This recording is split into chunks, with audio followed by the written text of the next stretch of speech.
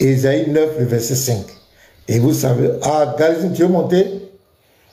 Et ça ne va pas réduire mon écran. Bon, ok, je te fais monter, c'est pas grave. On va voir. Je te fais monter. Là, voilà, Galizim monte. Voilà, merci.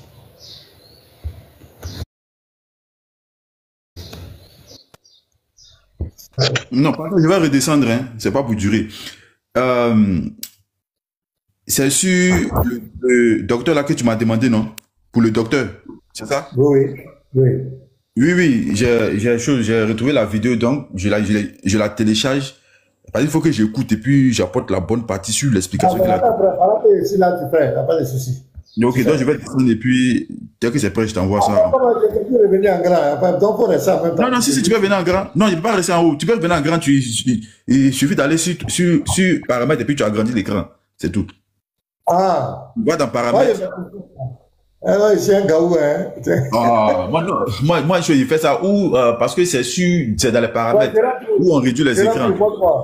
Je vais descendre. Voilà, tu rentres dans paramètres. Dans paramètres, tu appuies sur la partie. Tu appuies sur les deux bonhommes là. Essaie d'appuyer sur les deux bonhommes. Oui. Tu vas voir paramètres. Sur les écrans. Voilà, ils vont te mettre de faire 8 écrans, 2 écrans. Voilà. Tu vas sur la partie où il y a un sur l'écran, il y a un petit écran en bas. C'est-à-dire, il y a un grand écran et puis il y a un petit écran en bas. Il y a un grand écran. Attends, oui. Attends. On te propose plusieurs. Ah oui, ici, maintenant. Ici. Voilà. C'est comme ça? Voilà, c'est bon. Donc, je vais descendre maintenant, puis tu restes en grand, c'est bon. Celui qui se moque là. Attention. Hein. Donc, tu te moques aussi. Ok, donc. On va apprendre, tous apprendre, on n'a pas la science infuse. Voilà, il dit KO. Oh, après d'Internet là, c'est pas facile. Hein. Il y a les trucs, les petits trucs, il faut apprendre. Donc, vous avez vu, je suis délivré. Il faut chercher la connaissance. J'ai eu la connaissance. Il faut chercher la connaissance. Donc, on va aller. Donc, à l'intérieur, Galizim m'envoie notre vidéo. On va jouer ça. C'est pas un musulman. Bon, la plupart des musulmans, c'est les raisonnements. Donc, on s'en va, on est parti. Écoutez-le très bien, le vrai. Oh non, non, non, non, si un pasteur voit ça, il va dire non, petit, il ne faut pas tourner ce verset-là. On a déjà trop donné à la traiter. En réalité, aucun pasteur ne donne encore ce verset-là pour dire que ce verset fait référence à Jésus-Christ. Et d'ailleurs, tu as dit Ésaïe 9, verset 6. Je pense que tu veux dire Ésaïe 9, verset 5. À moins qu'il y ait des Bibles qui ont un verset de plus, c'est pourquoi peut-être tu as dit verset 6. Mais je lis le verset qui dit en effet, un enfant nous est né, un fils nous a été donné, et la souveraineté reposera sur son épaule. On l'appellera merveilleux conseiller, Dieu puissant, Père éternel, prince de la paix. Mon frère, dans le livre d'Ésaïe, cette période-là, au moment où on fait l'annonce là, on dit c'est 7 siècles avant Jésus-Christ, c'est-à-dire 700 ans avant Jésus-Christ. Et le verset dit, un enfant nous est né, un fils nous a été donné. C'est-à-dire qu'au moment où ils sont en train de parler là, l'enfant est déjà là. Maintenant, ce qui va devenir, on l'appellera merveilleux conseiller, prince de la paix là, c'est ce qui va devenir, c'est ce qui va faire. Mais au moment, en ce temps-là, l'enfant est déjà né. Ça ne peut pas être Jésus. Parce que Marie même n'existait pas en ce moment. Ça ne peut pas être Jésus. Et pour comprendre ça, tu fais quoi? Va dans 2 Rois 15 ou 2 Rois 16 là-bas. Tu vas voir qu'en réalité, le fils en question qu'ils ont annoncé, ça a été Ézéchias, qui est le fils d'Akaz. Et en ce moment, Ézéchias était né. Et on dit Ézéchias fut roi 715 ans avant Jésus-Christ. Donc c'est dans le même siècle. Tu vois un peu, non? Que Dieu donne la bonne compréhension. Si c'est shalom à toi et salam alaikum à mes frères musulmans. Ésaïe 9, verset 6. Donc, j'ai tenu à donner cet enseignement-là pour faire comprendre l'ignorance des gens. Et tout cet effort, c'est de nier, de combattre la divinité à Jésus. J'aimerais vous dire, quand les athées disent que Dieu n'existe pas, c'est parce qu'ils savent que Dieu existe. C'est pourquoi il faut combattre. Sinon, si Dieu n'existe pas, il faut te taire. Quand ces gens-là, leur groupe, non seulement Kian, et puis les certains, soi-disant qui sont au milieu de nous, combattent la divinité de Jésus, c'est parce que Jésus est Dieu. Regardez son raisonnement. Ce matin, Et je vais vous dire, je ne vais pas parler de ça, mais on va encore revenir là-dessus bien. Je vais vous dire que quand vous abordez ce sujet avec ces personnes, ils vont vous dire que c'est Ézéchias, c'est quoi qu'on en a dit, nanana. Mais il y a des critères qui sont donnés. Hein. Il y a des attributs qui sont donnés à l'enfant. Donc, de façon pratique, il faut qu'il prenne son Ézéchias, ou bien le roi Akaz, ou bien je ne sais pas quoi là. Il faut qu'il donne où est-ce qu'il a été appelé l'admirable conseiller, Dieu puissant, Père éternel, Prince du Père. Parce qu'on dit que cet enfant, voilà les caractéristiques. Si tu dis que c'est le fils du roi Akaz, mais il ne sait pas c'est quel nom là, il ne sait même pas où ils sont allés prendre ça. Il faut que tu nous montres les versets. Mais nous, ce matin, on va vous montrer où est-ce que tous ces attributs-là, un enfant nous est né, un fils nous est donné, la domination reposera sur son épaule. On va vous montrer que c'est Jésus qui a accompli ça. On l'appellera l'admirable. L'admirable, on va vous montrer le mot admirable. Qu'est-ce que ça veut dire? On va vous montrer et on va donner l'application à Jésus. Conseiller, on va vous dire Dieu puissant. On va montrer où Jésus était le Dieu puissant. On va vous montrer Père éternel. On va vous montrer où Jésus est le Père éternel, où Jésus est le Prince de la paix. C'est comme ça qu'on discute.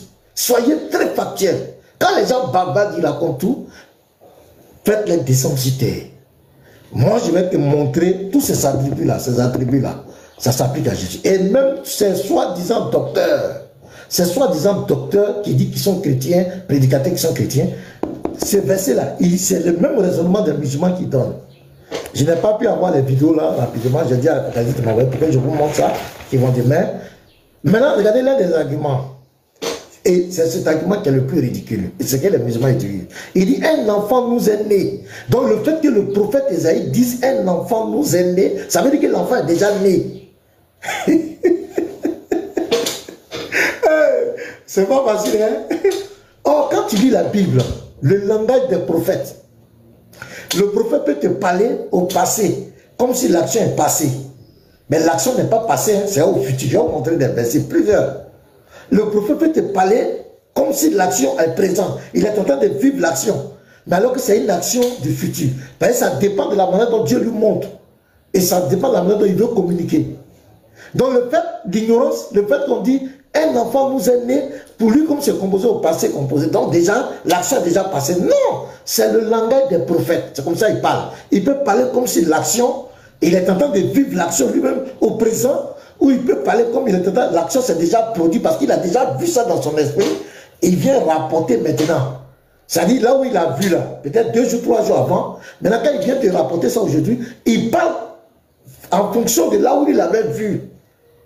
Je vais vous donner plusieurs exemples. Mais quand quelqu'un qui est ignorant, qui vient parler de ça, c'est quand même pathétique. Donc on va régler la conjugaison là d'abord. Je veux que vous suivez bien ma démarche, mes frères. Parce que c'est l'argument, un enfant nous est né, ça veut dire que l'enfant est déjà né. Donc c'est ce qu'il a dit. Il dit que Marie, ça ne parle pas de... Attends, je vais vous montrer, vous allez voir. Écoutez. Non, si un pasteur voit ça, il va dire non, petit, il ne faut pas donner ce verset-là. On a déjà trop donné à la traiter. En réalité, aucun pasteur ne donne encore ce verset-là pour dire que ce verset fait référence. Donc il ment. Tu vois comment il ment. Il dit en réalité, aucun pasteur ne prend ce verset. Voilà, moi ici, pasteur, je suis en train de prendre ça ce matin. Il dit aucun pasteur ne prend ce verset parce que pour lui, il a trop déconstruit. Mais vous voyez, quand tu es ignorant, et que tu ne sais pas que tu es ignorant, et que tu crois que ce sont les autres qui sont ignorants, cette maladie-là, on ne peut pas soigner. Et il est serein. Il y a déjà 436 likes. Et d'autres sont contents, il a béni tout le monde. Vous voyez comment la communication est dangereuse. Il est en train de garer les gens comme cela. Il est en train de mentir. Il est ignorant, il ne connaît rien. Il est en train de garer les gens. On continue. Dans sa Jésus-Christ. Et d'ailleurs, tu as dit Ésaïe 9, verset 6. Je pense que tu veux dire Ésaïe 9, verset 5. À moins qu'il y ait des Bibles qui ont un verset de plus, c'est pourquoi peut-être tu as dit verset 6. Mais je lis le verset qui dit en effet, un enfant nous est né, un fils nous a été donné, et la souveraineté reposera sur son épaule. On l'appellera merveilleux conseiller, Dieu puissant, Père éternel, Prince de la paix. Mon frère, dans le livre d'Ésaïe, cette période-là, au moment où on fait l'annonce là, on dit c'est 7 siècles avant Jésus-Christ. C'est-à-dire 7 siècles, oui, c'est vrai, on est d'accord. Maintenant, qui t'a dit que c'est... Attends, 100 ans avant Jésus-Christ. Et le verset dit, un enfant nous est né, un fils nous a été donné. C'est-à-dire qu'au moment où ils sont en train de parler là, l'enfant est déjà là. Maintenant, vous avez compris? Au moment où ils sont... Esaïe donne la prophétie, l'enfant est déjà là. Vous voyez, un ignorant Et je vais vous montrer, écoutez. À devenir, on appellera merveilleux conseiller, prince de la paix. C'est ce qui va devenir, c'est ce qui va faire. Mais au moment, en ce temps, l'enfant est déjà né. Ça ne peut pas être Jésus. Parce que Marie même n'existait pas en ce moment. Ça ne peut pas être. Vous avez compris? Ça, c'est l'argument de tous les musulmans. C'est pourquoi j'ai pris cette vidéo référence pour vous montrer. Maintenant, il dit, comme c'est conjugué au passé composé, l'enfant est déjà né. On va prendre quelques prophéties dans la Bible. On va prendre même dans le livre d'Ésaïe. Et puis on va prendre d'autres. Vous allez voir comment Ésaïe parle. Et comment les prophètes parlent. Les prophètes peuvent te parler. Bon, on prend l'exemple. Je vais prendre par exemple Ésaïe 53. Ésaïe 53, nous savons que c'est un message du Messie. Mais regardez comment il est dit. Ésaïe 53, le verset 4 à 5. On va prendre un exemple comme cela. Cependant, ce sont nos souffrances qu'il a portées. Qu'il a portées. C'est conjugué au passé composé. Mais est-ce que Jésus était là en ce moment? Est-ce que Jésus était déjà mort à la croix? Je continue. C'est de nos douleurs qu'il s'est chargé. Il s'est chargé de nos douleurs. Est-ce que Jésus était là? Est-ce qu'à cette époque-là, Jésus s'était chargé de nos douleurs? Et nous l'avons considéré comme puni. Est-ce que nous, on était là-bas? Nous l'avons considéré comme puni. Ça, c'est pas au futur. Hein? C'est comme ça que les prophètes parlent. Je continue. Frappé de Dieu et humilié. Mais il était blessé pour nos péchés. Il était blessé pour nos... Est-ce que Jésus a dit ça avant Isaïe? On dit, il était blessé pour nos péchés. C'est conjugué à quel temps? Donc, on va dire, nous aussi, on va dire, mais là, Jésus était, ça ne concerne pas Jésus, parce que quelqu'un était déjà mort, il était déjà blessé pour nos péchés. Ça, vous voyez. Brisé pour nos iniquités, le châtiment qui nous donne la paix est tombé sur lui. Est tombé sur lui. À quel moment avant Isaïe c'est tombé? C'est la parole des prophètes. Ça, c'est le premier. Vous devez noter ça. Quand il peut sortir, tu lui demandes, ici, là, à quel moment ça s'accomplit? Et on voit dans Acte 8, verset 32 à 38, vous allez voir l'histoire avec l'eunuque éthiopien et Philippe. Philippe dit que ce verset concerne Jésus. Mais au moment où il parlait ici, il prononce le verbe au passé composé. Est-ce que Jésus était là? Ne mettez pas vos têtes dans la Bible. Restez là-bas dans vos récitations. Là. Vous mettez là. On va vous corriger. Ne mettez pas votre tête dans la Bible, n'est pas votre camarade. Je prends encore. Prenez le deuxième verset. Notez. Ésaïe 53, verset 4. Tu lui demandes, le verbe là sont conjugués à quel temps? Et avant Ésaïe, là, qui avait accompli ça? On continue. Prenez le psaume. Psaume 22, les frères. Psaume 22. Je vous demande de tapoter mes bien-aimés. Psaume 22, le verset 17. Voilà une prophétie encore. Mais vous allez voir comment David va prophétiser. Il dit, car des chiens m'environnent. C'est au présent ou bien c'est pas au présent? Des chiens m'environnent. Pour faire quoi? Une bande de scélérats rôde autour de moi. C'est au présent. Rôde autour de moi. Ils ont percé mes mains et mes pieds. Ils ont percé. Ils ont percé, au passé composé. Ils ont percé mes mains et mes pieds. À quel moment les mains de David et les pieds de David ont été percés? Parce que ça, c'est au passé aussi. On va dire, non, ça ne concerne pas Jésus. C'est déjà passé. C'est qui ils ont percé les mains et les pieds là? Ici, il parle de la crucifixion. Je continue. Je pourrais compter tous mes os, et il observe, il me regarde. Il me quoi? Il me regarde. C'est au présent. Il me regarde. C'est au présent. Est-ce que Jésus était là-bas? Il se partage mes vêtements. Il se partage mes vêtements. C'est au présent. Il tire au sort Martinique. Donc dans la même prophétie, vous allez voir, il y a le présent, il y a le passé composé, et puis il y a le présent. Mais cette prophétie va s'accomplir où? Jean 19, verset 23. Regardez. Jean 19, verset 23. Donc on va dire aussi que non, on n'est pas d'accord. Jean 19, verset 23. Si vous ne comprenez pas le langage de la Bible, vous allez vous casser la tête. Les soldats, après avoir crucifié Jésus, ils me perçaient les mains, me perçaient les pieds.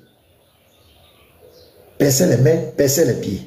Pris ses vêtements. Ils ont fait quoi? Je pourrais compter, ils se partageaient mes vêtements. C'est pas ça, les frères? Sa tunique qui était sans couture d'un seul tissu, depuis le haut jusqu'en bas, et il dit entre eux, ne déchirons pas, mais tirons au sort tirant au sort à qui elle sera. Ils ont fait quoi? Il dit ici, il tire au sort ma tunique. Mais David, il a vu qu'il décide que Jésus n'était pas là. Mais quand il prophétise, il parle au présent. Il parle au passé composé au présent. Donc on va dire, mais là c'est David qui a fait. Est-ce que David a été crucifié? Est-ce que David est mort les mains clouées? Non, David n'est pas mort les mains clouées. Ils n'ont pas tiré au sort la tunique de David. David est en train de prophétiser. Mais regardez le discours. Je continue. Ça, c'est le deuxième exemple. Ésaïe 21, verset 9. On dit Babylone est tombée. Pendant qu'Ésaïe parlait là, Babylone n'était pas encore tombée. C'est une prophétie. Babylone est tombée. C'est ce que Apocalypse répète. Babylone la grande est tombée. Mais pendant qu'Ésaïe 21, 9 dit Babylone est tombée, Babylone n'était pas encore tombée. Mais il dit Babylone est tombée. Maintenant, je viens encore. Ésaïe 40, verset 3. Je prends un autre exemple. Il y a tellement d'exemples dans la Bible. Écoutez le langage prophétique. Ces gens sont des ignorants. Ésaïe 40, verset 3. Regardez ce qui est dit ici. Ésaïe 40, verset 3. Regardez le verbe. Comment le verbe est conjugué. Une voix crie. Chacun temps. Une voix crie. Préparez au chemin. Préparez au désert le chemin de l'Éternel. Aplanissez les lieux arides, une route pour notre Dieu. Une voix crie. Une voix crie. C'est à quel temps? Mais qui va accomplir cette prophétie? Cette prophétie-là, ça s'accomplit à qui? Une voix crie dans le désert. C'est conjugué à quel temps? Une voix crie dans le désert. C'est conjugué à quel temps, mes frères?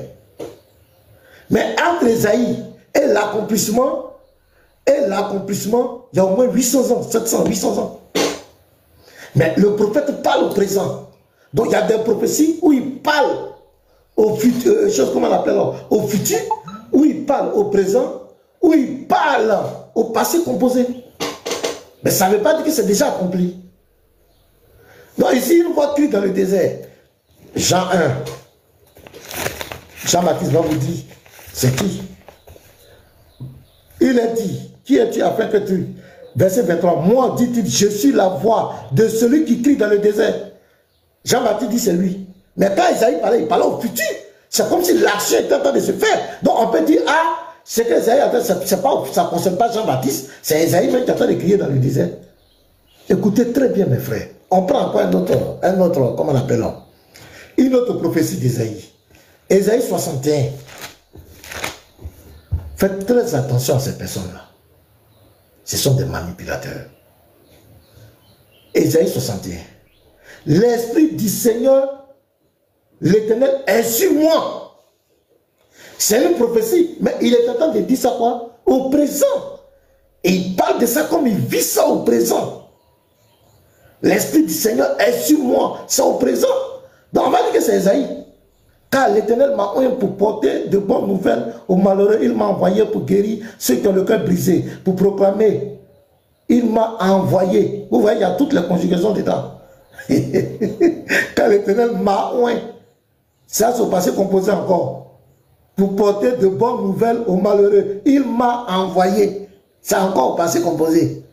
Oui, pour guérir ceux qui ont le cœur brisé. Pour proclamer aux captifs la vérité et aux prisonniers la délivrance, pour publier une année de grâce de l'Éternel et un jour pour publier tout ça, et un jour de vengeance de notre Dieu, pour consoler tous les affligés, pour accorder.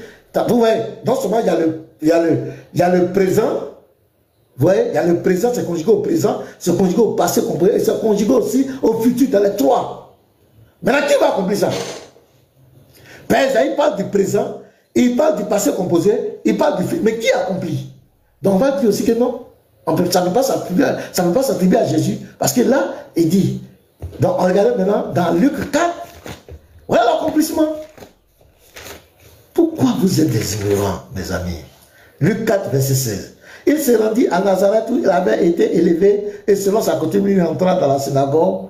Le jour du sabbat, il se leva pour faire la lecture.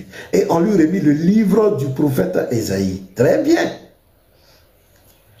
L'ayant déroulé, il trouva l'endroit où il était écrit. l'Esprit du Seigneur est sur moi. Ah, donc c'est pas Isaïe. Il est en train de prophétiser. Mais pourquoi il a utilisé le passé composé? Pourquoi il a utilisé le présent dedans? Donc ça n'a pas de valeur. Je suis en train de vous donner le langage des prophètes. C'est sûr que quelques-uns, pour vous lire toute la Bible. Vous allez voir les prophètes, c'est comme cela. Souvent ils parlent au passé composé, mais c'est une histoire qui va se passer au futur. Souvent ils parlent au présent comme s'ils vivent l'action. Souvent ils parlent au futur. Mais tu ne peux pas venir prendre ton ignorance pour venir dire non, que comme ils ont dit un enfant nous est né, c'est que ça ne concerne pas Jésus. C'est être ignorant, c'est d'ignorer les paroles des prophètes, c'est d'ignorer comment on appelle les paroles des prophètes. Et c'est vraiment malheureux. Donc vous voyez les frères. Donc je vous donne cet exemple d'abord pour balayer d'abord la conjugaison. Je ferai soutenir, écrivez, notez. Vous pouvez même faire beaucoup de recherches encore. Il y a beaucoup de versets comme ça dans la Bible. Vous allez voir les prophètes parlent au passé composé, mais c'est quelque chose qui va s'accomplir dans le futur. Ça dépend de comment il a réussi. S'il avait réussi peut-être une semaine avant de venir prophétiser, il va parler au passé composé, il va parler. C'est comme ça les prophètes parlent. Et je vais vous donner des exemples. Ésaïe 53, 4 à 5, le Psaume 22, verset 17, Ésaïe 21, 9, Ésaïe 40, verset 3, Ésaïe 61, verset 1 à 3. Vous leur posez la question, ces verbes sont conjugués à quel temps? Est-ce que c'est accompli en ce temps? Chaos. Ça, c'est le premier chaos. Maintenant, on vient dans les attributs. Parce que la prophétie parle des attributs de quelqu'un. On dit que cette personne, voici des attributs qu'elle va porter. Donc, qu'est-ce qu'on fait? Lui dit c'est le fils du roi Akaz, mais je ne sais pas c'est quel roi. Il dit c'est lui, non? Donc, nous, on dit c'est Jésus. Donc, qu'est-ce qu'on fait? On va prendre chaque attribut. Nous, on va l'attribuer à Jésus. Lui aussi, il va prendre pour lui. Quand vous êtes devant elle, soyez pragmatiques. Les frères, soyez factuels. Ne perdez pas le temps. Le temps est précieux. Soyez factuels. Tu dis, moi je vais prendre Jésus. Les attributs là, je vais attribuer ça à Jésus. Toi, ton fils de roi Akaz, ou bien je ne sais pas, roi Ézéchiel, son fils, ou bien je ne sais pas ce qui là. Toi, tu vas prendre aussi, tu vas attribuer là-bas. On va voir. Si tu n'es pas capable, débat est fini. Donc qu'est-ce qu'on fait? Je m'en vais tranquillement. On va relire le verset. J'ai dit c'est le verset qui met KO, qui met fin au débat. C'est le verset qui met fin au débat de la divinité de Jésus. Il dit, car un enfant nous est né, donc on a déjà réglé le problème de conjugaison. Un fils nous est donné, on a déjà réglé ça. Voilà, c'est pas parce que le prophète a parlé comme ça que c'est l'enfant est déjà né, non. On a déjà réglé ça. Vous avez pris le verset. La domination reposera sur son épaule. Donc on va aller chercher. La domination reposera sur son épaule là. C'est qui? À quel moment ça s'accomplit à Jésus? Est-ce qu'on est d'accord les frères? Bon d'abord un fils nous est né, un enfant. Ça c'est Luc 1, le verset 31 au verset 35. Là vous pouvez vérifier, notez. Je veux qu'on note les frères, regardez ça. Soyons factuels. Soyons factuels, arrêtons de nous, comment on appelle, de nous distraire. Soyons factuels. Un fils nous est né, un enfant nous est donné. Qui a accompli cette prophétie? Qui? On prend Luc 1, le verset 31, Luc 1, le verset 35. On va lire ça. Il faut qu'on lise. Voilà. Non, maintenant là, c'est comme cela, on n'a pas le temps de venir faire des bavardages inutiles. Tu prends ton fils du roi Akaz ou bien ton fils du roi Ézéchiel, je ne sais pas quoi. Tu vas nous montrer l'accomplissement des prophéties. Je prends Luc 1, le verset 31. Qu'est-ce qui est écrit? Et voici, tu deviendras enceinte et tu enfanteras un fils et tu lui donneras le nom de Jésus. Le verset 35, là, lui dit, le Saint-Esprit viendra sur toi et la puissance du Très-Haut te couvrira de son ombre. C'est pourquoi le Saint-Enfant qui naîtra de toi sera appelé Fils de Dieu. Donc voici les deux prophéties. Déjà, fils, un fils nous est donné, un enfant nous est né. Luc 1, 31, Luc 1, 35. Donc c'est Jésus. Ça, nous on va entendre de dire, lui aussi va montrer pour lui. L'admirable, on l'appellera comment? On dit quoi? Un fils est donné et la domination reposera sur son épaule. Ok, on va voir. Vous prenez Michée 5, le verset 1. Allons-y les frères. Michée 5, le verset 1. Qu'est-ce qui est écrit? Et toi, Bethléem, Ephrata, petite entre les milliers de Judas, de toi sortira pour moi celui qui dominera sur Israël et dont l'origine remonte aux temps anciens, aux jours de l'éternité. C'est lui. L'accomplissement de la prophétie, c'est dans Matthieu 2, qui parle bien de Jésus. Matthieu 2, le verset 6. Voilà, donc nous on s'en va. On va doucement, doucement. Je vous signale que c'est Jésus qui est le roi d'Israël. Même quand sa première venue, tous n'ont pas été unanimes, mais selon les prophéties, Jésus reviendra, c'est lui qui va régner. Ils vont le reconnaître. Il reviendra, c'est lui qui dominera. Donc je prends Matthieu 2, verset 6. Et toi, Bethléem, terre de Juda, tu ne sais pas la moindre entre les principales villes de Juda, car de toi sortira un chef qui pètera Israël, mon peuple. Désormais, pète, dominer, c'est la même chose. Donc le verset 1, Jésus étant né à Bethléem. Donc ça parle bien de Jésus. C'est lui qui va dominer. Maintenant, on vient dans Luc 1. Encore, Luc 1. Voilà, Luc 1, le verset 32 à 33. On va lire. Qu'est-ce qui est écrit? Il sera grand, il sera appelé fils du Très-Haut, et le Seigneur Dieu lui donnera le trône de David, son père. Il régnera sur la maison de Jacob éternellement, et son règne n'aura point de fin. C'est lui qui va régner. C'est lui qui domine. C'est lui le roi d'Israël. C'est lui le roi d'Israël. C'est lui qui domine sur Israël. C'est lui qui va dominer sur Israël. C'est lui qui va venir délivrer les enfants d'Israël et c'est lui qui règne, c'est lui qui domine Israël, c'est lui Jésus-Christ. Ce n'est pas quelqu'un d'autre. Donc ici, on a réglé la domination du pouvoir sur le pôle. Ça c'est clair, c'est lui qui va régner. Michée 5, verset 1, c'est lui qui domine Israël. C'est lui le roi d'Israël. Je prends par exemple Jean 3. Voilà, Jean 3.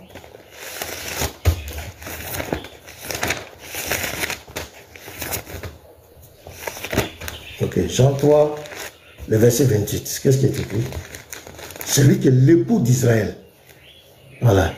Vous-même, m'êtes témoin que j'ai dit, je ne suis pas le Christ, mais j'ai été envoyé à lui. Celui à qui appartient l'épouse et l'époux, mais l'ami de l'époux qui se tient là et qui l'entend éprouve une grande joie à cause de la voix de l'époux. Donc, qui est l'époux ici? Jean dit que c'est Jésus qui est l'époux.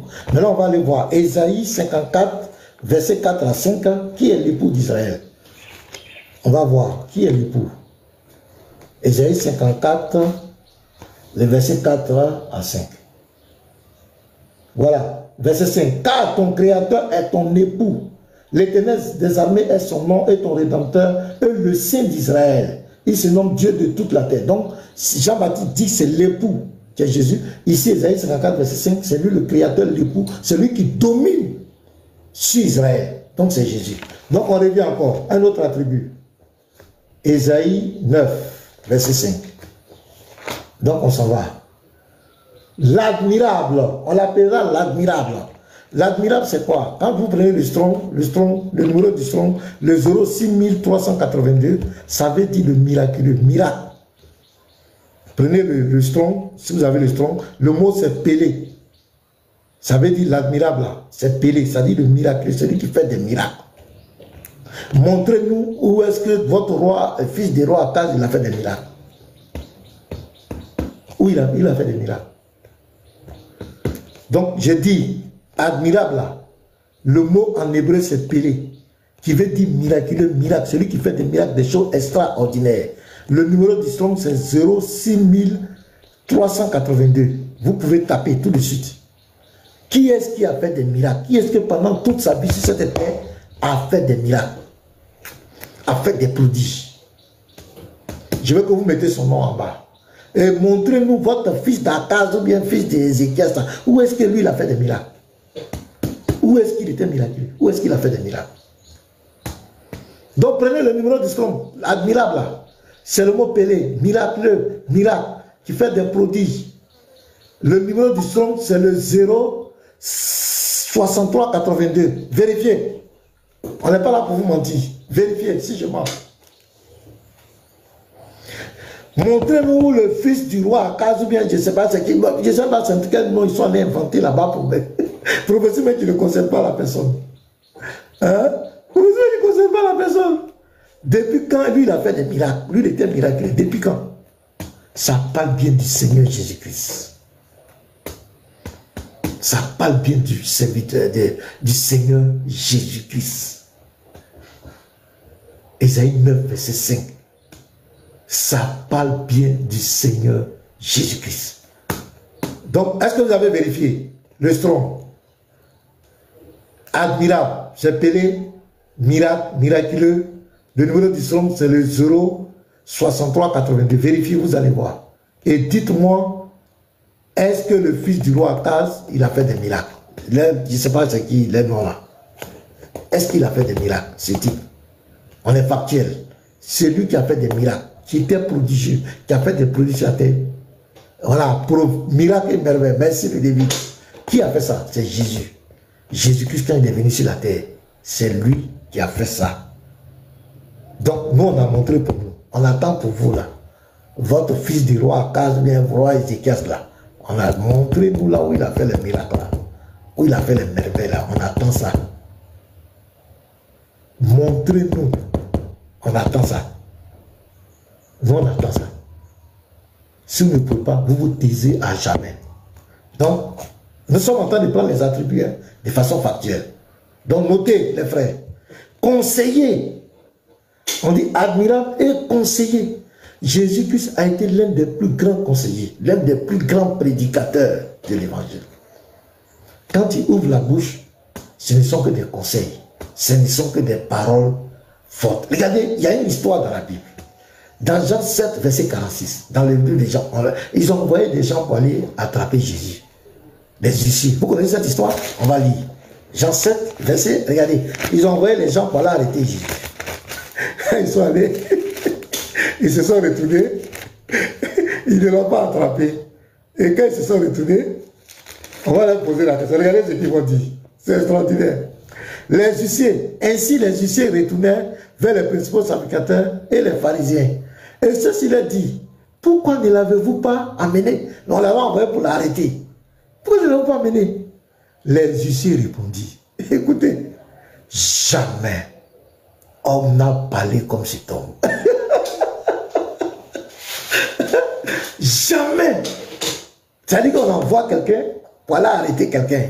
Parce qu'on dit qu'il a fait des crimes, il attend, on veut l'arrêter. Et ils sont partis, ils ont écouté. Ils ont écouté le type prêcher, enseigner. Ils ont écouté enseigner, enseigner. Dis non. Non, on ne peut pas l'arrêter. Les paroles, les conseils, les paroles, l'enseignement qui sort de sa bouche là, c'est très extraordinaire. On ne peut pas l'arrêter. Ils sont allés, on dit, mais pourquoi vous ne l'avez pas arrêté? Il dit, jamais on n'a parlé comme cet homme. Envoyez-nous votre roi, je ne sais pas votre qui là. Montrez-nous où est-ce qu'on veut attendre un tel témoignage. Les apôtres ont dit, quand Jésus a, les autres ont retrouvé, Jésus a dit à Pierre, il dit, pourquoi vous ne les suivez pas, vous ne les battez pas? Il dit, à qui irions-nous? Tu as les paroles de la vie. Tu as les paroles de la vie. Il est l'admirable, le meilleur conseiller. C'est lui le consolateur. La consolation d'Israël. Envoyez-nous votre type là. Nous, on entend d'aller, soyez factuels les frères. Prenez note, on continue. Je dis ça me flotte ça. C'est-à-dire que ça me fait un débat sur la divinité de Jésus. Aucun homme, même s'il soit possédé par Satan, ne peut nier ça. Je continue. On l'appela le conseiller. Dieu puissant. Montrez-nous où votre, je ne sais pas qui là, où on l'appelait Dieu puissant. Nous, on va vous montrer pour nous. On s'en va montrer où Jésus est appelé Dieu puissant. Voilà, on s'en va vous montrer. Apocalypse 1, le verset 7 à 8. Il n'y a pas de débat.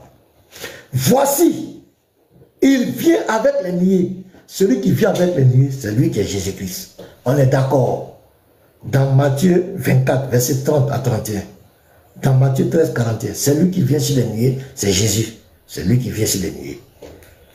Et tout est le verra, même ceux qui l'ont percé. C'est Jésus qui a été percé. Jean 19, le verset 37. C'est lui qui a été percé. Ce n'est pas quelqu'un d'autre. Je continue. Ceux qui l'ont percé et toutes les tribus de la terre se lamenteront à cause de lui. Oui, amen. Maintenant, il va parler. Celui qui vient là, qui a été percé là, il va parler. Je suis l'alpha et l'oméga. Ça, il a dit plusieurs fois dans la Bible. Hein. Dit le Seigneur Dieu. Là, il se présente comme le Seigneur Dieu. Celui qui est, virgule, qui était et qui vient. Au verset 7, c'est celui qui vient sur les nuées. Vous allez voir dans tout Apocalypse, je viens bientôt, je viens bientôt, je viens bientôt, je viens. Qui vient? Celui qui vient, c'est Jésus-Christ. Il n'y a pas deux personnes qui viennent. Celui qui vient, c'est Jésus-Christ. Il est qui? le Tout-Puissant, celui qui vient là, celui qui vient au verset 7, qui a été percé, qui vient sur les nuées, au verset 7 qui a été percé, on dit celui qui vient là, c'est le Tout-Puissant. Donc Jésus est présenté ici comme le Tout-Puissant. Envoyez-nous pour vous là, votre fils, je ne sais pas de qui là, envoyez-nous là où il a été appelé Tout-Puissant. Zacharie 12, verset 10. On va lire ça. Qui est percé là? Celui qui serait percé, c'est qui? Et qui vient sur les nuées, c'est qui? Zacharie 12. Où est Zacharie là? Zacharie 12, le verset 10. Excusez-moi, je vais prendre le verset. Zacharie, voilà. Malachi, Zacharie, avant Malachi. Voilà, Zacharie 12, verset 10. Alors, je répandrai sur la maison de David et sur les habitants de Jérusalem un esprit de grâce et de supplication. Et ils tourneront les regards vers moi, celui qu'ils ont percé. L'accomplissement, c'est dans Jean 19, le verset 37. Et Apocalypse 1 dit, voici, il vient avec les nuées et tout œil le verra, même ceux qui l'ont percé. C'est le même. Mais pour qu'il soit percé, l'Éternel qui parle dans Zacharie 10, pour qu'il soit percé, il fallait qu'il se fasse un corps. Il fallait qu'il se manifeste physiquement. Et c'est là, quand il a pris le corps, c'est là qu'il a été percé à la croix. Et on te dit ici, voici, il vient sur les nuées. Celui qui vient sur les nuées, c'est bel et bien Jésus. Je vais lire Matthieu 24. Voilà. Matthieu 24. Celui qui va nier la divinité de Jésus, il n'est pas bon, il n'est pas bien portant. Voilà. Matthieu, non, c'est Matthieu 13, pas d'accord. Alors, si le signe du Fils de l'homme paraîtra dans le ciel, toutes les tribus de la terre se lamenteront et elles verront le Fils de l'homme venant sur les nuées du ciel. Vous voyez, c'est lui qui ici là. Voici, il vient avec les nuées et tout le verra, même ceux qui l'ont percé. Toutes les tribus se lamenteront à cause de lui. Voilà ça ici. Lui-même, il le dit dans Matthieu 24, verset 30 à 31. Donc, c'est lui qui vient. Et au verset 8, je suis l'alpha, il parle, je suis l'alpha et l'oméga, dit le Seigneur Dieu, celui qui était, et celui qui est, qui était et qui vient. Qui vient? Le verset 7, c'est celui qui a été percé. Qui a été percé? C'est Jésus. Celui qui vient, il est le Tout-Puissant. Au verset 8. Il n'y a pas de débat. La Bible est claire. C'est lui le Tout-Puissant. Donc on attend pour vous là, votre fils du roi Akaz, ou bien vous l'avez attendre, donnez-nous là où il a été élu Concordis. Ce n'est pas Concordis, c'est la Bible. C'est la vérité, ce sont des faits réels. Qui a été percé? Il dit, il est KO, il dit Concordis. Il est KO. Voilà. Donc on revient, on retourne encore. Donc on a coché Dieu puissant, c'est encore Jésus. C'est lui qui a coché ça. Votre roi, votre fils du roi Akaz, donnez-nous là où il a été appelé Dieu puissant. C'est ça qu'on attend. Arrêtez de nous distraire. Donc on a coché d'abord, on a réglé le problème de conjugaison. Le langage des prophètes n'a rien à voir avec le temps, la conjugaison. Voilà, on a montré, on vous a donné des exemples clairs où le prophète Isaïe parle d'une prophétie qui va s'accomplir dans le futur, mais qui parle de ça au passé ou au présent. Donc ça, c'est pas un problème. Un enfant, ça n'a rien à voir, ça n'influence en rien la prophétie. On a parlé du fils qui nous a été donné, on a pris Luc 1, le verset 31, le verset 31 et le verset 35. Ça parle bien de Jésus. On est d'accord. On a parlé, on dit la domination reposant sur le peuple. On a pris Michée 5, verset 1. Celui-là qui va venir, qui va perdre Israël, là, sa domination, son moment, vous pouvez lire. On a pris Luc 1, le verset 32 à 33. C'est lui qui règne sur Israël. On a pris aussi Jean 3, le verset 28. Il est l'époux d'Israël. Et l'époux d'Israël, dans Ésaïe 54, verset 5, c'est lui le créateur, celui qui domine sur Israël. Et Jésus est le roi d'Israël. Même quand il était sur à la croix, ils ont mis la pancarte, le roi des Juifs. Le roi des Juifs. Et c'est lui qui va venir régner sur Israël.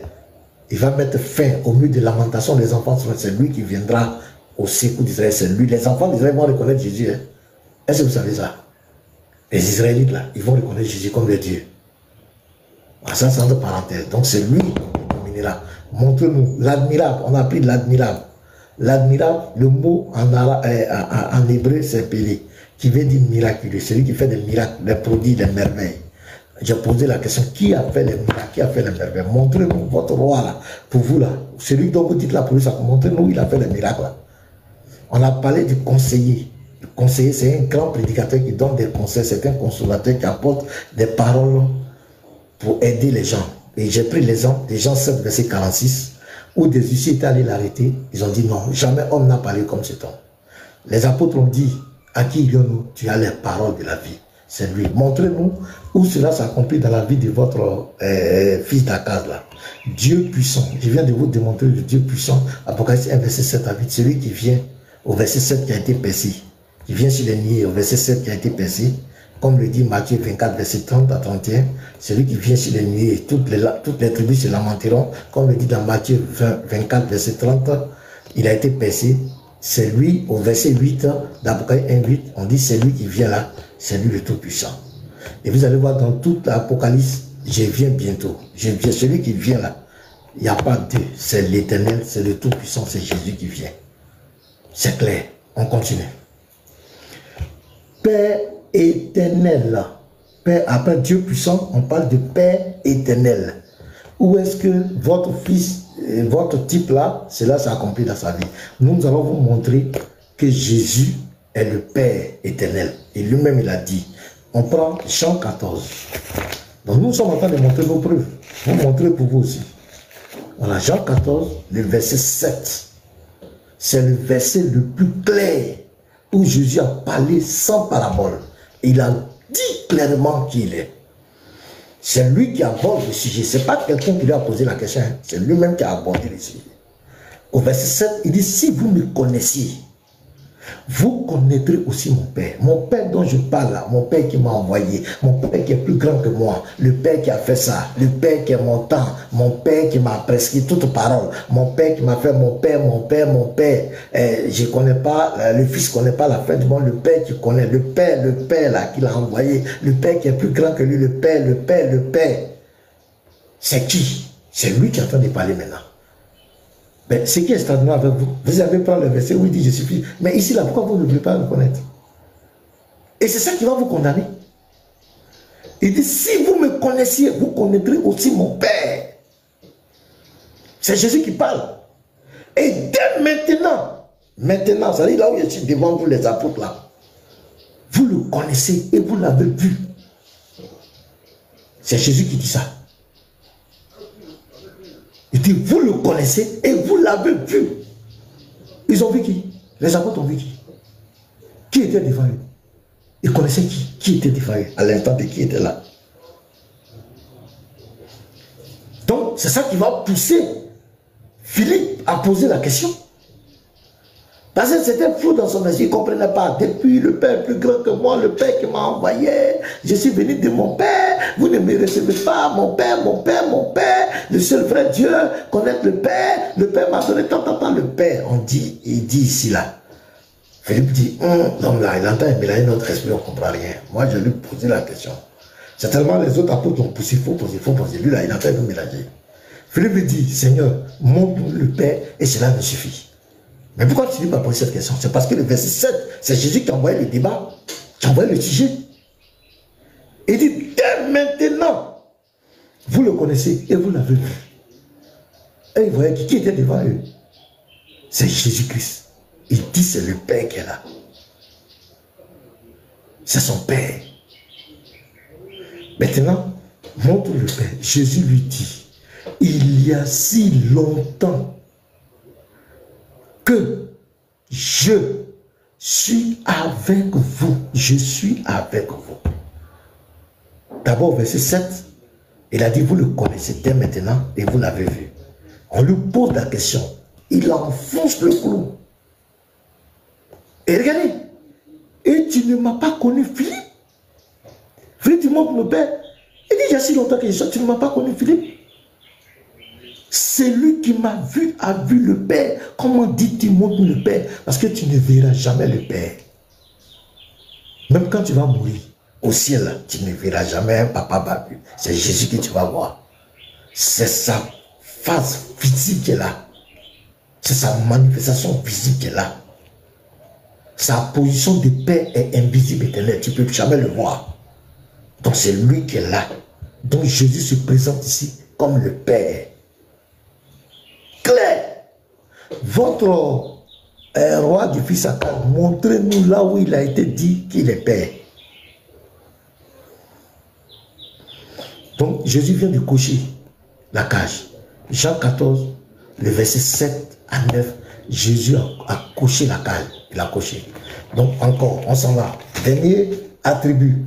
Donc vous leur demandez de montrer, façon qu'on est en train de faire pour nous là. Ils n'ont qu'à montrer pour leur type là. Je vous demande pardon les chrétiens. Quand vous allez vous retrouver devant eux, ils n'ont qu'à montrer pour leur type là. Tout ce que les attributs. Parce que la prophétie donne des attributs. Nous sommes en train de montrer pour Jésus. Que eux aussi montrent pour eux là. Je vous demande pardon, n'oubliez pas ça. Et c'est là-bas que le débat va prendre fin.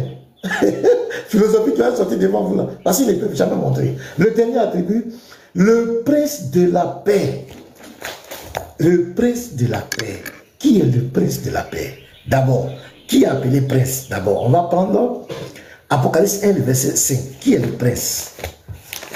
Qui est le prince? Il y a plusieurs versets. Apocalypse 1, le verset 5. Acte 3, verset 15. Acte 5, verset 31. C'est Jésus qui est présenté comme le prince, prince. On va aller à Apocalypse 1, le verset 5. Voilà. Donc, ici, on va montrer les types là. Nous, on a train de montrer pour nous. Et de la part de Jésus-Christ, le témoin fidèle, le premier-né des morts, le prince des rois de la terre. Donc, Jésus est présenté comme le prince. Dans l'autre verset, il est le prince. Maintenant, le prince de la paix. C'est-à-dire que ce prince doit donner la paix. On va prendre Jean 14, verset 27. Donc, Jésus est présenté comme le prince. Jean 14, verset 27. Qu'est-ce que Jésus dit? Il fait quoi? Je vous laisse la paix. Je vous donne ma paix. C'est lui le prince de la paix. Le prince qui donne la paix. Jean 14, verset. Je vous laisse la paix. Je vous donne ma paix. C'est Jésus qui donne la paix. Il est le prince de paix. Maintenant, votre type là, je reprends la vidéo maintenant. Voilà, donc je crois que vous avez compris. Maintenant, vous allez voir comment la vidéo est ridicule. Comment on peut mentir. Isaïe 9, verset 6. Oh non, non, non, non. Si un pasteur voit ça, il va dire non, petit, il ne faut pas donner ce verset-là. On a déjà trop donné, on a traité.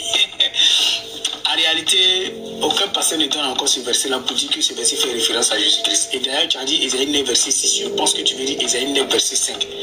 À moins qu'il y ait des Bibles qui ont un verset de plus, c'est pourquoi peut-être tu as dit verset 6. Mais je lis le verset qui dit: en effet, un enfant nous est né, un fils nous a été donné, et la souveraineté reposera sur son épaule. On l'appellera merveilleux conseiller, Dieu puissant, Père éternel, prince de la paix. Mon frère, dans le livre d'Isaïe, cette période-là, au moment où on fait l'annonce là, on dit c'est 7 siècles avant Jésus-Christ, c'est-à-dire 700 ans avant Jésus-Christ.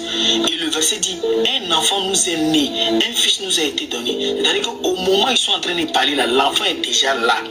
Maintenant, ce qui va devenir, on l'appellera merveilleux conseiller, prince de la paix là, c'est ce qui va devenir, c'est ce qui va faire. Mais au moment, en ce temps-là, l'enfant est déjà né. Ça ne peut pas être Jésus.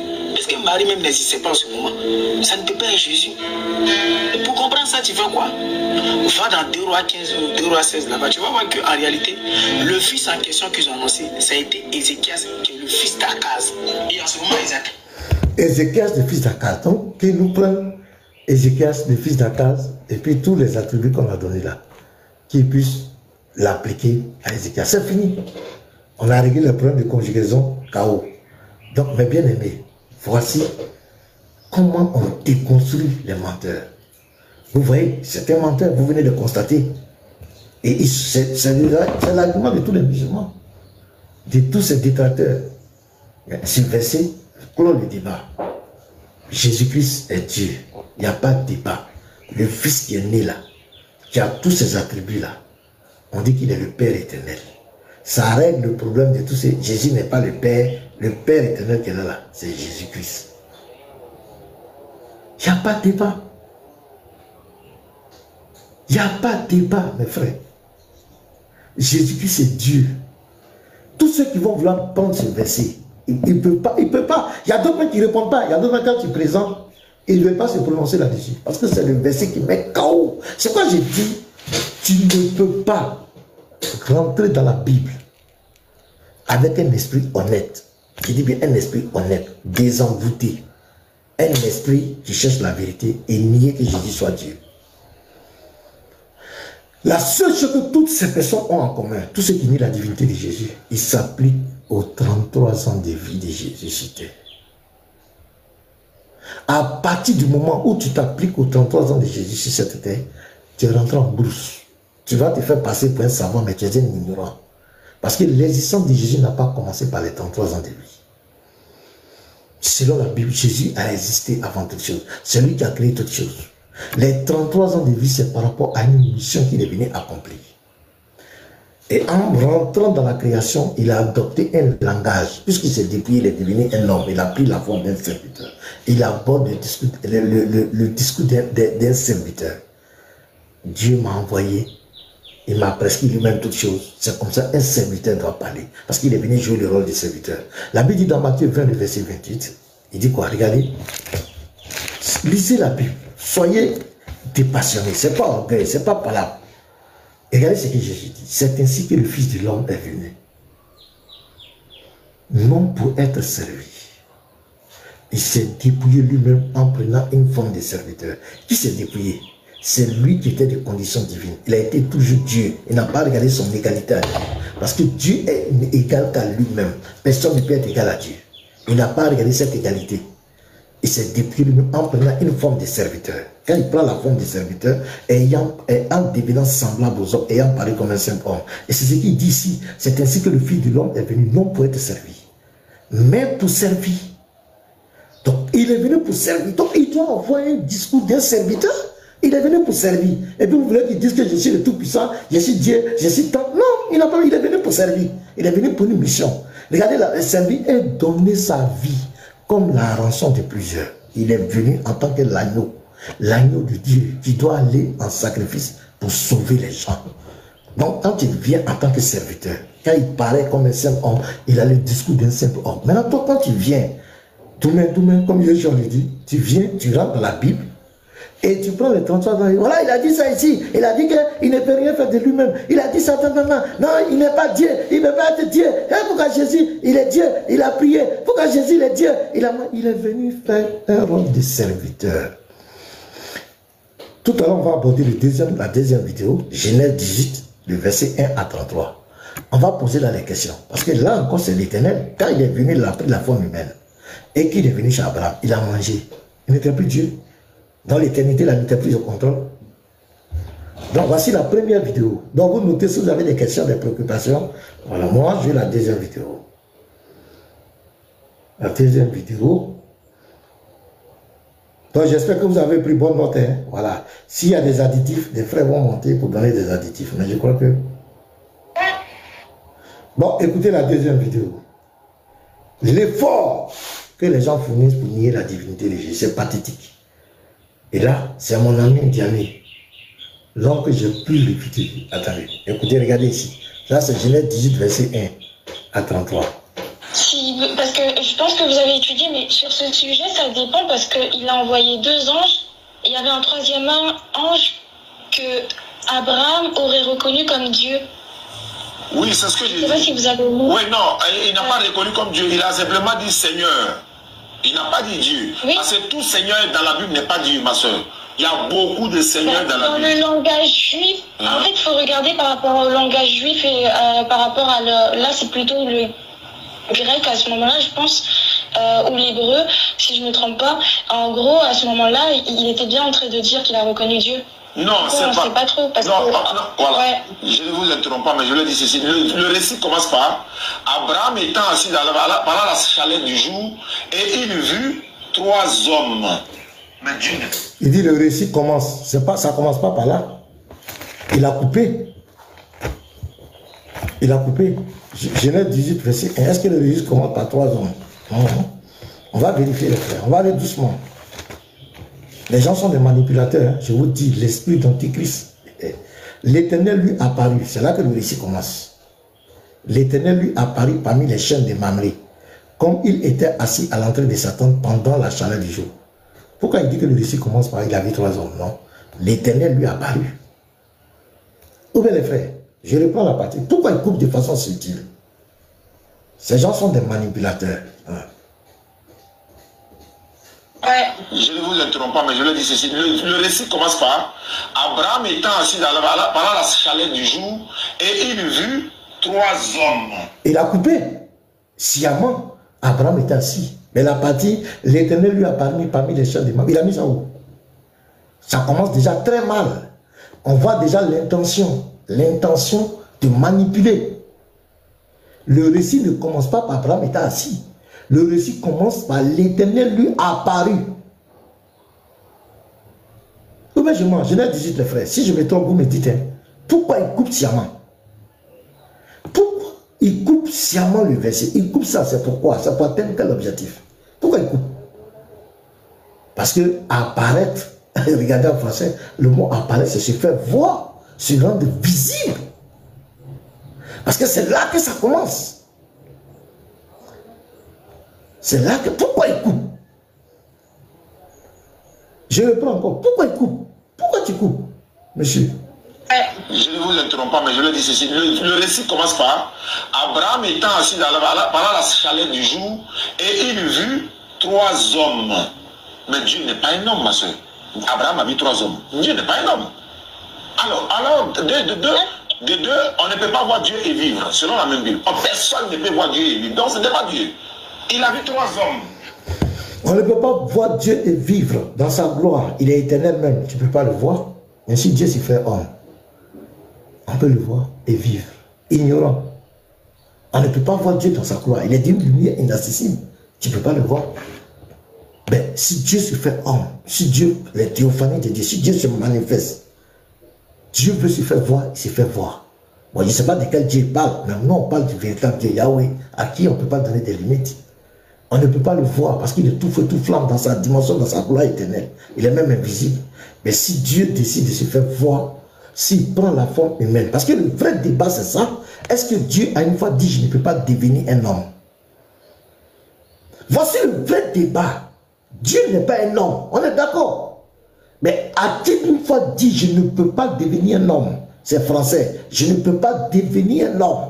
Ou je suis un homme, ça fait 2 choses. C'est à cette question qu'aucun musulman n'a répondu jusqu'à présent.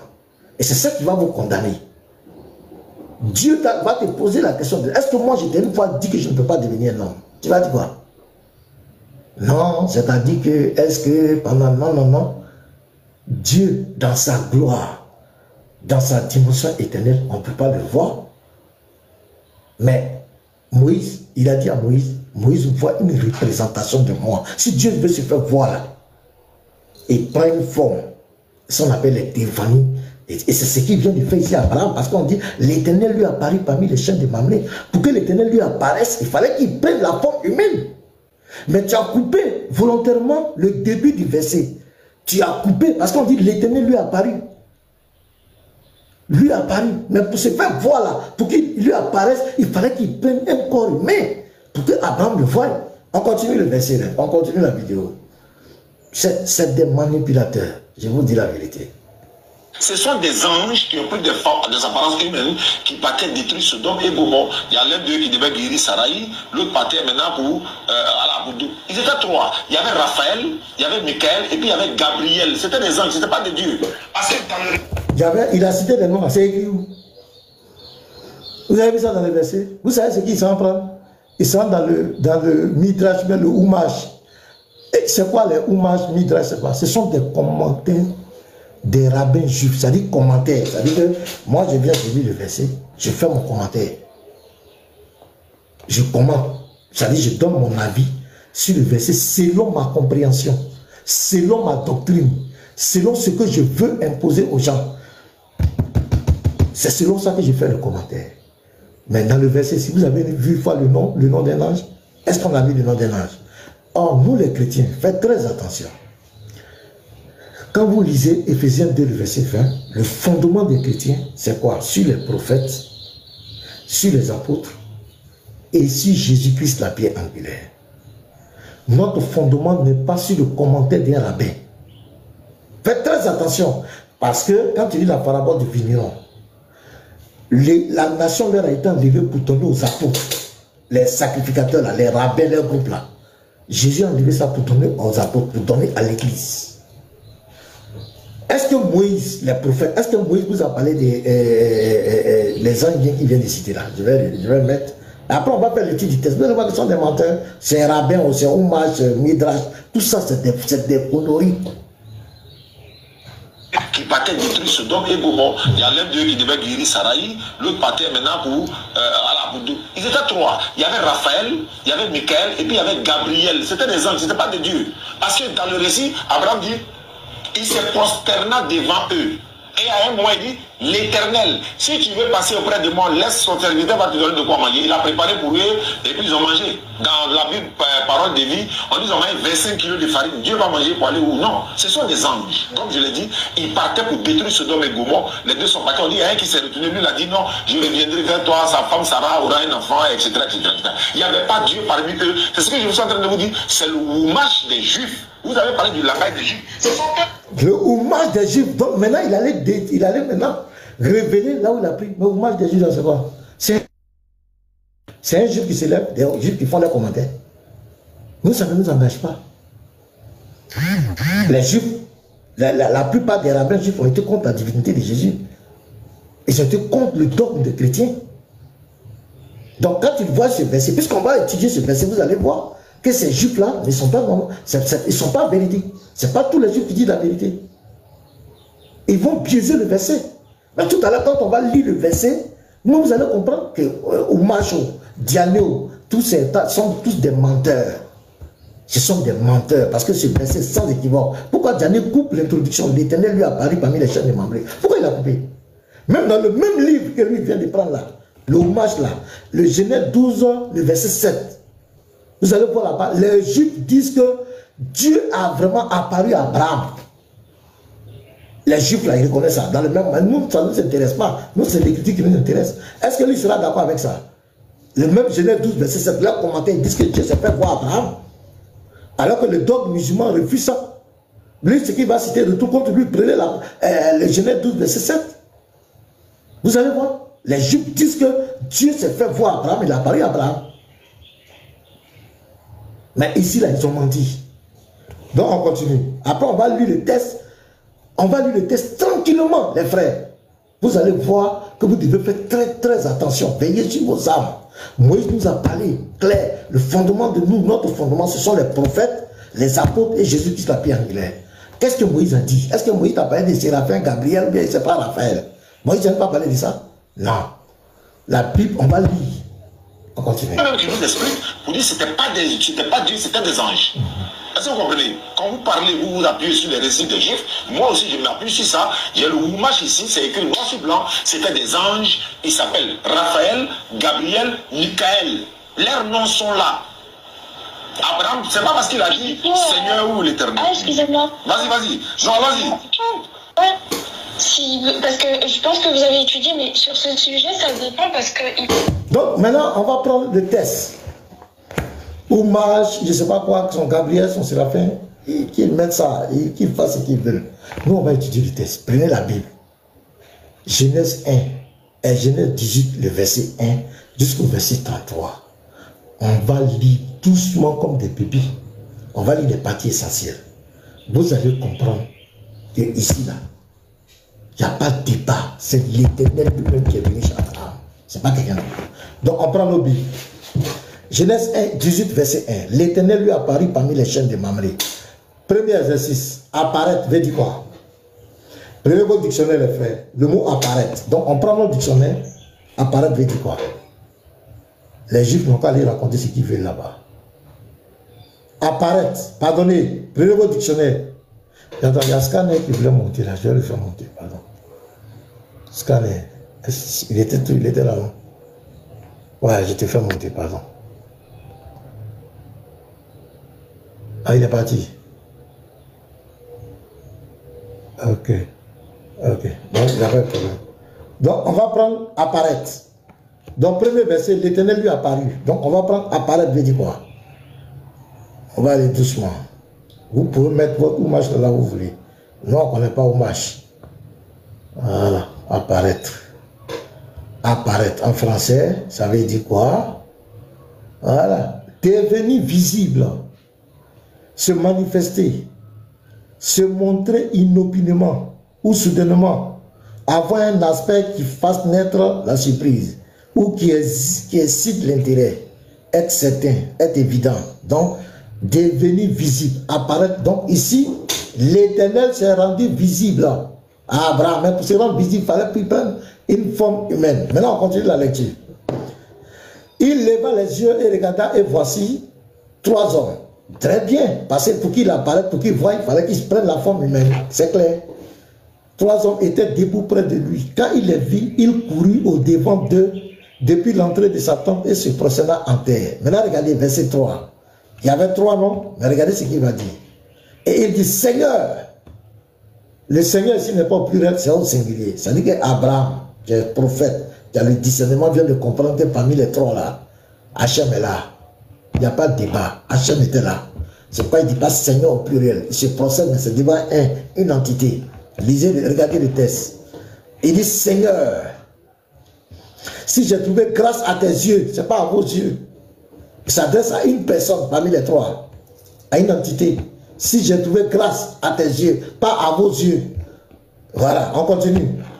Ne passe point. N'a pas dit, c'est encore au singulier. Je te prie, loin de ton serviteur. Claire. Abraham n'est pas serviteur d'un ange. Abraham n'est pas serviteur de Gabriel, de Michael, bien de Raphaël. Mais je ne sais pas qui. Abraham est serviteur de l'Éternel. Il s'adresse ici à Yahweh. Clair. Donc ça, c'est le premier chaos. Donc déjà, ça c'est la première. On va aller au verset 10. Allons en même temps. L'un d'entre eux, ça dit parmi les 3. Parmi les 3. L'un d'entre eux, au verset 10, dit, je reviendrai vers toi à cette même époque, et voici Sarah, ta femme, aura un fils. Sarah écoutait à l'entrée de la tente qui était derrière lui. Abraham et Sarah étaient vieux, avancés, et il y en elle-même. On va au verset 13. L'Éternel dit à Abraham, l'un d'entre eux, l'Éternel, il n'y a pas un homme qui sait s'appeler l'Éternel. Il n'y a pas. Il n'y a pas un homme qui peut s'appeler l'Éternel. Il n'y a pas. Et il était là devant Abraham. L'Éternel dit à Abraham, pourquoi donc Sarah a-t-elle ri en disant, est-ce que vraiment j'aurai un enfant, moi qui suis vieille? Verset 14. Y a-t-il rien qui soit étonnant de la part de l'Éternel? Autant fixé, je reviendrai. C'est l'Éternel qui parle. C'est lui qui parle. Je reviendrai vers toi à cette même époque et Sarah aura un fils. Ainsi de suite. Donc on continue. Verset 16. Ces hommes se levèrent pour partir et ils regardèrent du côté de Sodome. Abraham alla avec eux pour les accompagner. Alors l'Éternel dit, il était là avec lui. Cacherai-je à Abraham ce que je vais faire? C'est lui qui était là. On va lire, vous allez voir. C'est un discours direct. Il n'y a pas fait de... Abraham deviendra certainement une grande nation. Certainement une nation grande et puissante. Et en lui seront bénies toutes les nations de la terre. Car je l'ai choisi, afin qu'il ordonne à ses fils et à sa maison après lui de garder la voie de l'Éternel en pratiquant la droiture et la justice, et qu'ainsi l'Éternel accomplisse en faveur de l'Éternel et d'Abraham les promesses qu'il lui a faites. Et l'Éternel dit, le cri de Sodome et Gomorrhe s'est accru et leur péché est énorme. C'est pourquoi je vais descendre. C'est ici qu'il trompe beaucoup de personnes. Il dit, je vais descendre et je verrai s'ils ont agi entièrement selon le bruit venu jusqu'à moi. Et si cela n'est pas, je le saurai. Donc ici, c'est un langage que l'Éternel aime adopter dans la Bible. Vous voyez, dans Genèse 3, verset 9, il a posé la question à Adam. Où es-tu? Est-ce que Dieu ne savait pas qu'Adam était là? Il ne savait pas ce qui s'était passé. Il est omniscient. Mais pourquoi il a dit à Adam, où es-tu? C'est pour mettre en exergue sa responsabilité.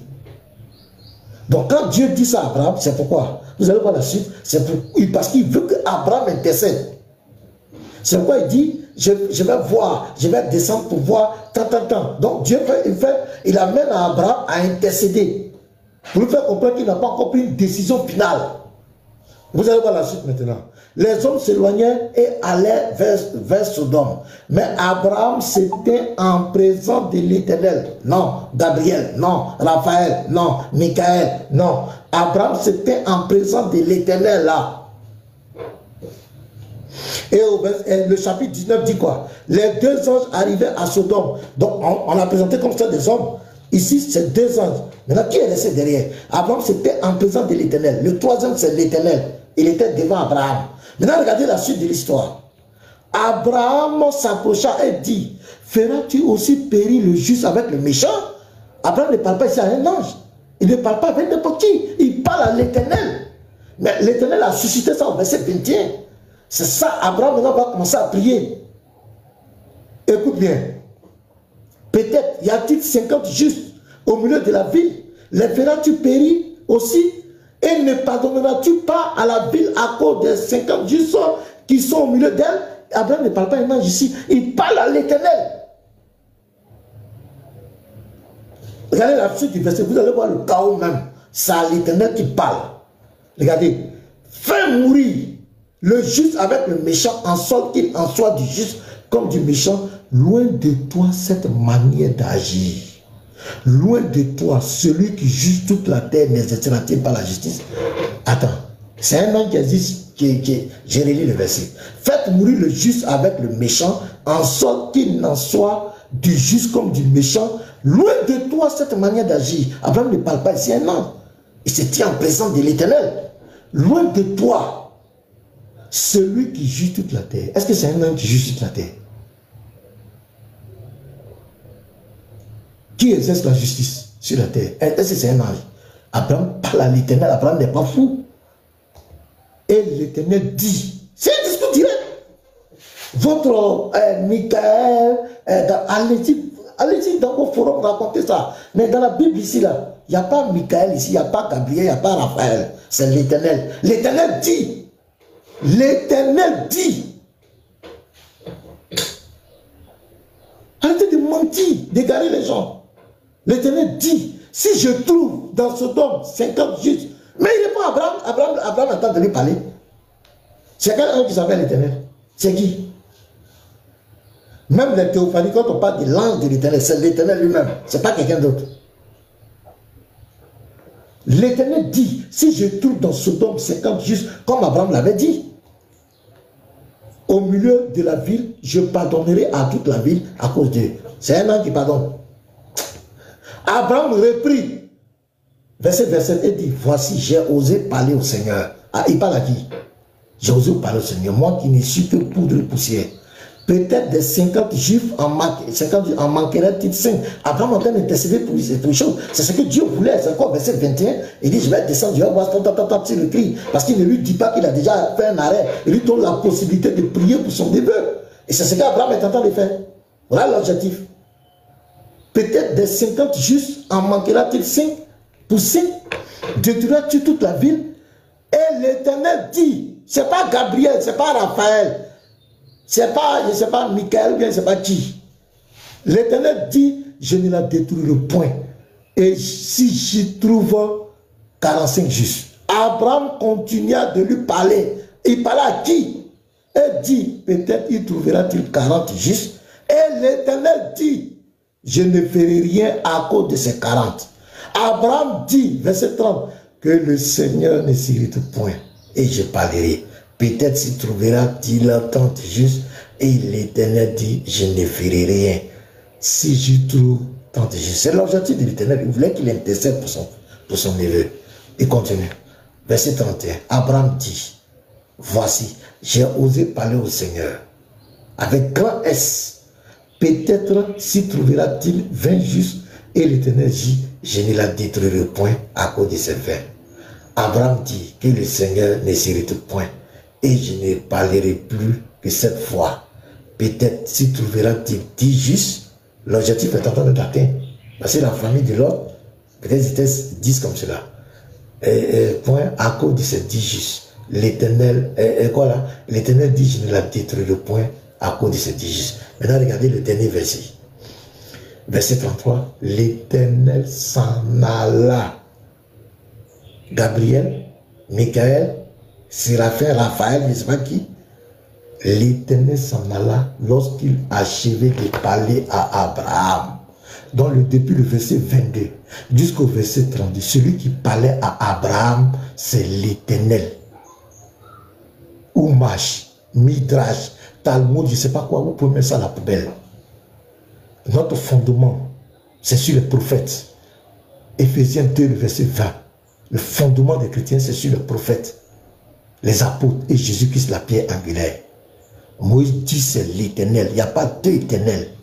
Un ange ne peut pas s'appeler l'Éternel. L'Éternel, c'est l'Éternel. Genèse 18, verset 1 à 33, c'est l'Éternel. Il dit, l'Éternel lui apparut parmi les chaînes de Mamré. Ce n'est pas Gabriel, ce n'est pas Michael, ce n'est pas Raphaël. Arrêtez de mentir aux gens. Arrêtez de mentir, de tromper les gens. Et je dis à mes frères, mes cousins de l'autre côté, quand on parle de Dieu là, on ne parle pas de votre Dieu. Nous, votre Dieu, nous, on ne le connaît pas. Ce que vous racontez, ce qu'il raconte dans son livre là, ça n'engage que vous. On ne le connaît pas. Nous, on parle d'un Dieu multidimensionnel. Un Dieu qui se manifeste dans sa création. Un Dieu qui est venu chez Abraham, qui a mangé avec Abraham. Maintenant, ma question, quand il était là, l'éternité était devant Abraham là, il n'était pas dans l'éternité? Quand il est venu chez Abraham ici, il a pris la forme humaine là, donc il n'était plus dans l'éternité. Hein? Il n'était plus dans l'éternité. Quand il a mangé son père, il a mangé, il était vis-à-vis avec Abraham là. Il n'était plus dans l'éternité. Vous ne connaissez pas Dieu. Nous avons un Dieu, on dit le tout-puissant. C'est-à-dire qu'il est omnipotent. On ne peut pas lui donner des limites. Il est capable d'être dans l'éternité et en même temps être sur la terre. C'est ce qu'il a fait avec Abraham. C'est ce qu'on dit Jésus-Christ là. Le Père là, c'est lorsqu'il est dans l'éternité, dans sa position invisible. Le Fils, c'est sa manifestation physique, visible dans la création. Ce n'est pas deux dieux. Ce n'est qu'un seul Dieu qui est capable d'être dans l'éternité, dans l'invisibilité et venir dans ta chambre physiquement. Si Dieu n'est pas capable de faire, c'est qu'il n'est pas Dieu, c'est qu'il n'est pas tout puissant. Arrêtez de distraire les gens. Si vous ne connaissez pas Dieu, venez vous asseoir, on va vous enseigner qui est Dieu. Avec votre petit cerveau, regardez ce que Job dit. Job 11. Je vais finir là et puis je vais faire monter les gens. Tous ceux qui veulent contester, vous pouvez monter. Hein. Le débat, c'est l'éthique, les trucs. Voilà, ne finissez pas, allez faire live, bavarder les gens. Il dit,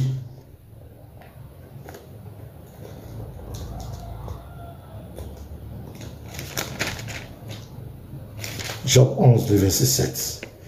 Prétends-tu sonder les pensées de Dieu? Parvenir à la connaissance parfaite du Tout-Puissant. Tu prétends, toi tu prétends connaître Dieu. Dieu c'est l'éternité. Tu peux connaître Dieu? Non, tu ne peux pas. Je lis. Elle est aussi haute que les cieux. La connaissance de Dieu. Que feras-tu? Plus profond que le séjour des morts. Que sauras-tu? Tu peux savoir quoi c'est Dieu. Quand on parle de Dieu, il faut parler avec humilité. La mesure en est plus longue que la terre. Tu ne peux pas. Elle est plus large que la mer. S'il passe, s'il saisit, s'il traîne à son tribunal, qui s'y opposera? Car il connaît les vicieux, il voit facilement les coupables. L'homme au contraire a l'intelligence d'un fou. A l'intelligence d'un fou. Il est né comme le petit d'un âne sauvage. 1 Corinthiens 2, le verset 9 à 16. L'homme animal ne perçoit pas les choses de Dieu. Et il ne peut pas comprendre que le Dieu Tout-Puissant peut être à la fois dans l'éternité et être à la fois sur la terre. L'homme animal ne peut pas comprendre ça. L'homme animal, quand il voit fils de Dieu, je suis fils de Dieu, donc il y a un papa qui est vieux là-bas, il ne peut pas comprendre que c'est le même Dieu qui est le Père et qui est le Fils. L'homme animal ne peut pas comprendre ça parce qu'il est charnel. Quand il vient lire les Écritures, il est littéral. Il n'a aucune profondeur, il n'a aucune réflexion. Il est comme robotisé. Bon, si ça existe, hein, il est robotisé, il est programmé. Comme il a dit ici, elle a les sites, non, il y a son papa qui est là, il y a le vieux qui est là-bas et il y a le petit. Il ne peut pas comprendre ça. Quand il était sur la terre, chez Abraham, il mangeait avec Abraham là. Qui dirigeait là-bas? Qui était dans l'éternité? Si vous n'avez pas cette notion, taisez-vous. On va vous enseigner. Il n'y a qu'un seul Dieu, véritable Dieu, l'unique Dieu. Deutéronome 6, verset 4. Un seul éternel. Deutéronome 32, 39, il n'y avait pas un autre Dieu auprès de moi quand j'ai créé. La Bible dit c'est Jésus qui a tout créé. Et vous voulez nous faire croire qu'il n'est pas Dieu. Isaïe 9, verset 5, met tout le monde KO. Il n'y a pas un musulman, il n'y a pas un être sur la terre qui peut défier Isaïe 9, verset 5. Fils de Dieu, il te fait mentir. Arrêtez de fatiguer les gens. Chrétiens, veillez sur vos âmes. Nous adorons un Dieu multidimensionnel, un Dieu tout-puissant. La question quand elle est venue chez Abraham, n'était-il pas dans l'éternité? Faites monter Pedro, il m'a connecté. Voilà, ok, je te fais monter. Vous pouvez monter ceux qui... Attends, je vais changer. Je vais changer le format là. Je suis devenu un patron maintenant. Shalom, pasteur. Ouais, Shalom, tu peux prendre la parole. Je vais changer le format. Pasteur, il a menti sur le Oumash. Hein. Il a menti. C'est-à-dire que les musulmans, quand ils font les choses, il faut les inviter à lire. Bon, rapidement pour nos frères et sœurs, le Oumash, on dit le Oumash, c'est la Torah, les 5 livres de Moïse, avec les commentaires des grands rabbins juifs. C'est ça le Oumash, avec ce qu'on appelle des parachutes. Les parachutes, c'est des études bibliques de la Torah, divisées en, ça veut dire une chaque semaine, il y a une étude biblique de la Torah. Il a menti sur le Oumash. Pourquoi il a menti? Quand vous lisez le commentaire de Rachi, Rachi dit sur le verset 1 de Genèse 18, verset 1, Rachi dit que c'est l'Éternel qui est apparu à Abraham d'abord. Là où Rachi fait l'erreur, l'affaire des anges, Rachi dit que l'Éternel est d'abord apparu et quand l'Éternel s'est retiré, les 3 anges sont apparus. Donc, Rachi, dans le Oumash, n'a jamais nié que le Seigneur est apparu à Abraham. Lui, il fait croire que dans le Oumash, on dit que les 3 personnes-là, c'était pas l'Éternel. Non, non, non. Tous les commentateurs disent que l'Éternel est apparu. Maintenant, le Rambam, le rabbi Namanide va dire que non, les 3 qui sont apparus là, ce sont les... Pourquoi l'Éternel est apparu sous la forme de 3 êtres humains? Parce que l'Éternel s'est révélé à Abraham sous la forme de ces 3 attributs clés. C'est ce que le Oumash dit. Le Oumash ne dit pas que l'Éternel n'est pas apparu à Abraham. Rachi, lui, il a dit que l'Éternel est apparu, c'est-à-dire il y a eu l'Éternel qui est apparu d'abord, et ensuite quand l'Éternel a fini de parler, il a envoyé 3 anges. Mais Rachi a été contesté après. Pourquoi? Parce que Rachi a dit que dans les 3 anges, le Seigneur a envoyé Michaël pour venir annoncer la naissance de Isaac. Il a envoyé Gabriel pour aller détruire Sodome et Gomorrhe. Et il a envoyé Raphaël pour venir guérir Abraham de la circoncision, parce que la circoncision avait rendu Abraham malade. Donc, sur ça, Rachid a été contredit. Les gens disent non, c'est pas possible, parce qu'on sait que celui qui est le commandant de l'armée de Dieu, c'est Michaël. Et celui qui vient pour toujours annoncer de bonnes nouvelles, c'est Gabriel. Donc, le fait même que Rachid dise que c'est Gabriel qui a été envoyé pour aller détruire Sodome et Gomorrhe, et plutôt Michaël qui a été envoyé pour annoncer à Isaac, les gens contredisent Rachid. Mais au verset 1, Rachid a bien écrit que Dieu est apparu à Abraham. Il a bien écrit ça. Voilà. Maintenant, sur le Rambam, le rabbin Namanide, lui dit que les 3 là qui sont apparus sont les manifestations des 3 attributs clés de Dieu. Première des choses, il dit que c'était d'abord le symbole de la miséricorde de Dieu, de la bienveillance de Dieu et de la justice de Dieu. C'est pourquoi Dieu a choisi d'apparaître sous la forme de 3 personnages. Mais il y a eu aussi un juif helléniste, Philon d'Alexandrie, qui a fait aussi le même commentaire, qui a dit qu'effectivement, c'est l'Éternel Dieu qui est apparu à Abraham sous ces 3 dimensions. La dimension de justice, la dimension de sagesse et la dimension de bonté. Donc il n'y a aucun rabbin juif qui a dit que Dieu n'est pas apparu à Abraham. Il a marmaillé et c'est comme ça ils font toujours. C'est pourquoi quand vous débattez, ils disent j'ai le Oumash ici. Si avec quelqu'un sur son live, la personne devait lui dire ouvre le Oumash, tu vas lire. Il allait prendre KO. Ouvre et puis tu lis simplement, tu ne commandes pas. Il allait prendre KO. Donc ils ont menti et c'est leur technique. À chaque fois, ils mentent pour faire croire que les Juifs sont d'accord avec leur interprétation des Écritures, ce qui est totalement faux. Voilà, donc il a menti. Il a menti. Okay. Professeur n'est pas là. Bon, moi aussi, je suis au bureau. Sinon, on allait ouvrir le Oumash, on allait lire. Il a menti. Voilà, il a menti. Il ment. Ok, merci, merci pour ton ajout. Watt, tu as quelque chose à dire, allez-y. Oui, pasteur, shalom à toi.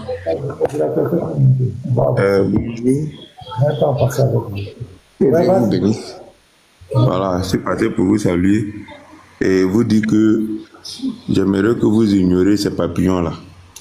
Laisse-les. Et si c'est un papillon qui parle de la divinité de Jésus, j'aimerais que vous les ignorez. Et on n'a qu'à parler de la divinité de Jésus avec les musulmans. Voilà, eux au moins, on sait que eux, on n'utilise pas le même livre. Voilà, si c'est avec les musulmans, moi je pense que c'est mieux quoi. Voilà, les papillons là, faut les ignorer parce que ils sont à terre, ils cherchent à se réveiller et à chaque fois qu'ils viennent, qu'ils cherchent à se réveiller, ils se frottent à vue pour pouvoir se réveiller et laissez-les dans leur ignorance. C'est ce que je voulais vous dire. Que Dieu vous bénisse. Bonne journée à vous.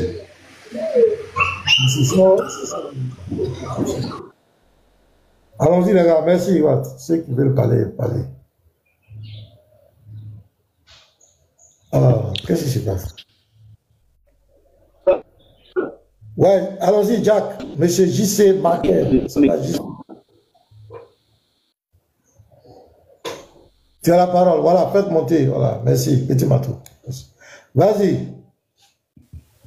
JC Marquet, si tu n'es pas, on va avancer.